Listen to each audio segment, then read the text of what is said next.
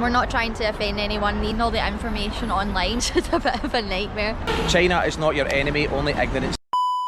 So it is time for a Q&A. You guys have been asking us a lot of the same questions since we have been travelling around China for the last couple of months. So I'm going to dive in with these questions here and we're going to answer them as honestly and truthfully as we can. We're not trying to offend anyone, these are just our honest opinions and experience since being here in China. So first one for you, Alan. What were your main sources of information before travelling? Honestly, not much.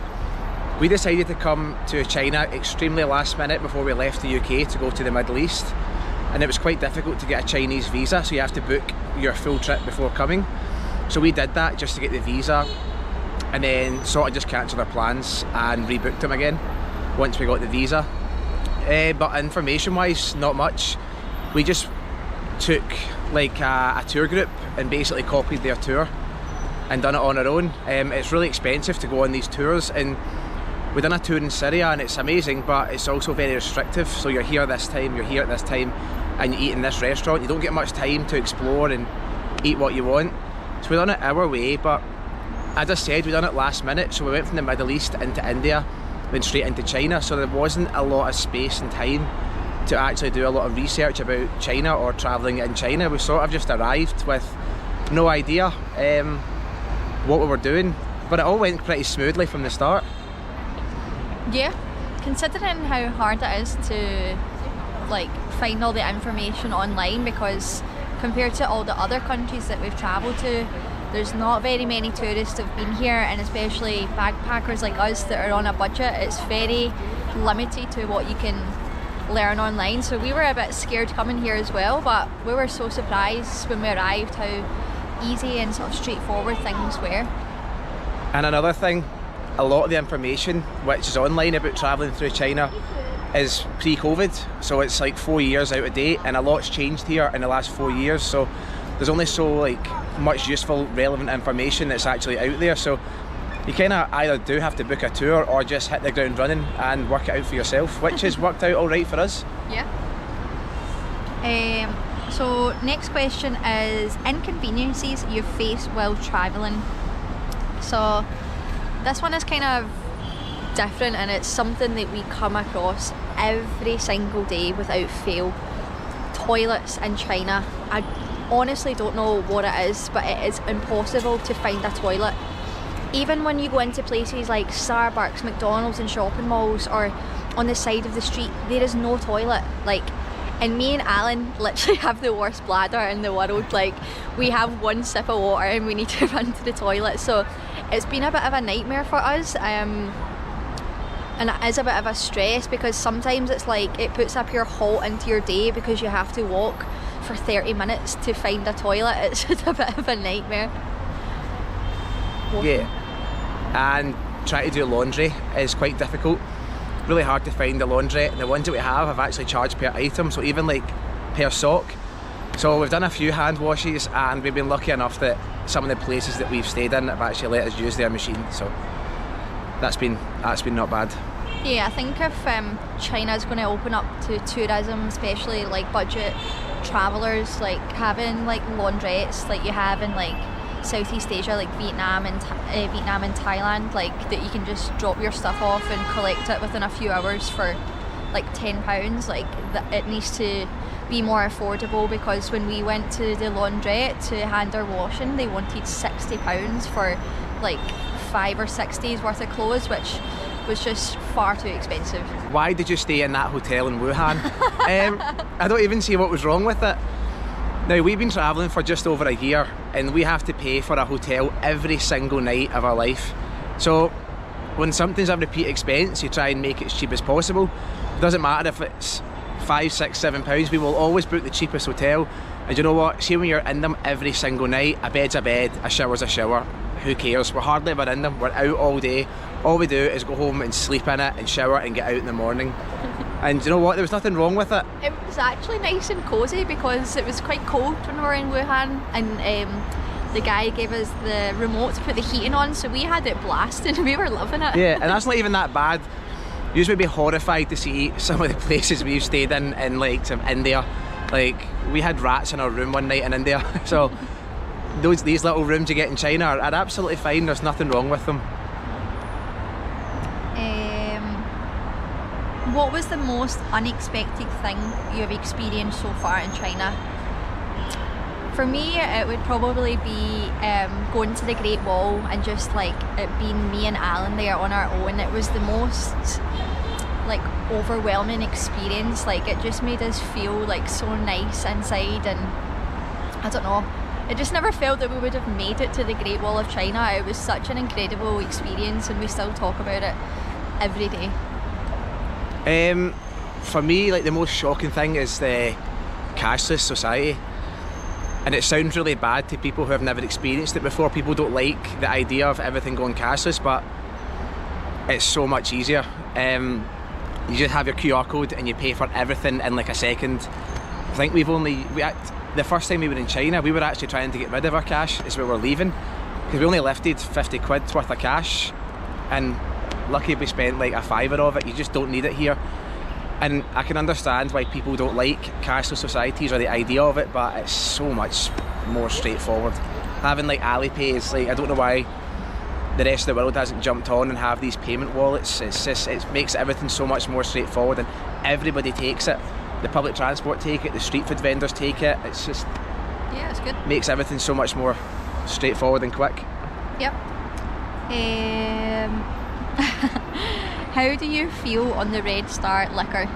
Well, I honestly thought if I took one more sip of that, I might have died. Like, it honestly felt like I should not have been drinking that. Yeah, that was like acid. I think it was like 56%, but oh my god. Never again. I don't know how you Chinese people drink that straight. Oh, my lips were burning. That was horrific. Yeah, I think we got it right with what we thought it smelled like. What it tasted like was nail polish remover. Like, oh, it was vile. Yeah, too strong. Have you ever felt uneasy or nervous about the security cameras? No, don't notice them. They're probably everywhere in the world anyway.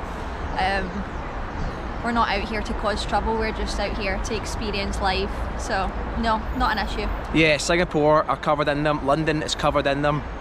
To be honest, I don't think anyone is going to sit and watch me and Shannon wander about a city. We are actually extremely boring people. We're never up to anything worth watching apart from what we create for you guys. So yeah, I don't even take note of them, and if anything, they make the place you're in safer, because no one's going to do anything when there's cameras everywhere. So they're there to protect me and Shannon and everyone else here, so not an issue at all. Yep. Biggest culture shock? I don't know. I'll say the biggest culture shock is actually the opposite of what you'd expect. Oh, yeah. Because we thought China was going to be dirty, dingy, busy, noisy. Unfriendly. Yeah, people were going to be rude and arrogant and don't want us here. But it was completely the opposite. It was just a normal place. In fact, it's better than what we thought. It's way more advanced. So that kind of took us a bit by surprise. Yeah. Rather than culture shock, as if I can't adjust to this. Yeah, it was like the opposite way. And we've been in Asia for about a year now, so it's kind of almost a wee bit more familiar. But yeah, this is just a normal place full of normal people. Yeah. Would you encourage people to learn basic Chinese before arriving in China? Yes, it would make your life easier, but I mean, Chinese is probably one of the hardest languages to learn, especially for people like me and Alan that only know English. Yeah, it's quite difficult. We would like to learn and we try learn phrases, but it's just so difficult, to be honest. Yeah, we tried to learn a few things, and as soon as you say what you think you've learned to somebody and they speak back to you, your brain just completely freezes. Yeah. Because it's a bit easier in Europe, because with like Spanish and Italian, a lot of the words sound similar, so you can kind of half survive knowing a little bit. But here it's completely different. There's nothing similar at all about English and Mandarin. So it's hard, and there's only so much you can learn outside the country. You have to be here and speak to people and listen to it and familiarise yourself. So you could spend 6 months learning it and come here and speak to somebody and it's gone. But yeah, it's worth it. But everyone has translators here and they're so fast, so you can survive. Yeah, and we also got told that it's sort of different dialect for different provinces, just the way like in the UK you have different slang. So I guess it's sort of different as well. So you might struggle to know what people are even saying to you.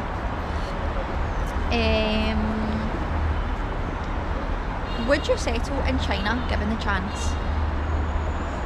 I don't think permanently, but I could definitely do a couple of years here. I don't think I could live here. I think we need our home comforts and stuff that we are more familiar with, but I don't know, every place we go to gets cooler and cooler, so I don't know, there's so much more to see, so why not? Not permanently, but yeah, I could do a long period of time here, definitely. Yeah. But I don't know, maybe that's just the honeymoon phase of when you come to a new country, you love it. But yeah, it's a cool place. I know, and each place is different as well. I think even if like someone that lives in China, like you would just never run out of things to explore here. It's such a big country and there's so much history and there's so much like new futuristic buildings and trains getting built, so yeah, it's a very interesting place. Yeah, and I think the thing that like appeals to us is they build for people here in China, so there's always new things getting built and you always see these pictures of like plans for places that are getting built or new parks, and it's nice because you don't really get much of that in the UK. It's sort of, if something gets broken in the UK it just stays broken, whereas here they're always progressing and developing, so we really appreciate that side of it. Final two questions. Why do you think people don't travel to China? Want to start us off? Why do people not travel to China? I don't know, as we experience, it's a really hard country to research about, and I think everyone has like a really negative perception about China.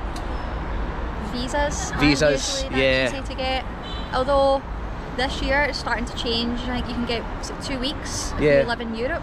Yeah, a lot of European countries, we don't get it. Our passport is not quite as strong as it used to be, but a lot of European countries are getting visas on arrival. I'd honestly think in the next maybe 5 to 10 years this could become a very popular place to travel to. I think they do have to make it more, I don't know, like tourist friendly in a way, if it is going to progress to that, because it would definitely help. Final question. Last one. Why do you always eat in cheap restaurants? Food is fuel. It doesn't matter. Yeah. Yeah, as Alan said with the hotels, we have to eat 3 meals a day and we're constantly having to spend money on food. It's not sustainable for us to eat in a 5-star restaurant every night as much as we would love to eat roast duck every night of the week. Sometimes it's just easy and convenient to go to the side of the road and get some noodles and a fried egg.